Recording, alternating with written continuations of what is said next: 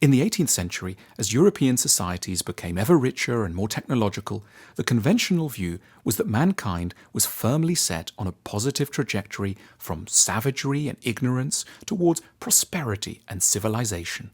But there was at least one 18th century philosopher who violently disagreed and who continues to have very provocative things to say to our own era. Jean-Jacques Rousseau was born to an educated watchmaker in Geneva in 1712. When he was 10, his father got into a legal dispute and the family was forced to flee Geneva. From that point on, Rousseau's life was marked by deep instability and isolation. As a young man, Rousseau went to Paris and there was exposed to the opulence and luxury that was the order of the day in Ancien Régime Paris. It was a far cry from his birthplace of Geneva, a city that was sober and deeply opposed to luxury goods. Then one day in 1749, he read a copy of a newspaper, the Mercure de France, that contained an advert for an essay on the subject of whether recent advances in the arts and sciences had contributed to what was called the purification of morals. In other words, was the world getting better?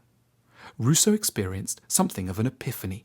It struck him that civilization and progress had not, in fact, improved people.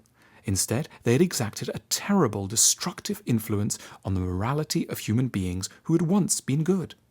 Rousseau took this insight and turned it into the central thesis of what became his celebrated Discourse on the Arts and Sciences.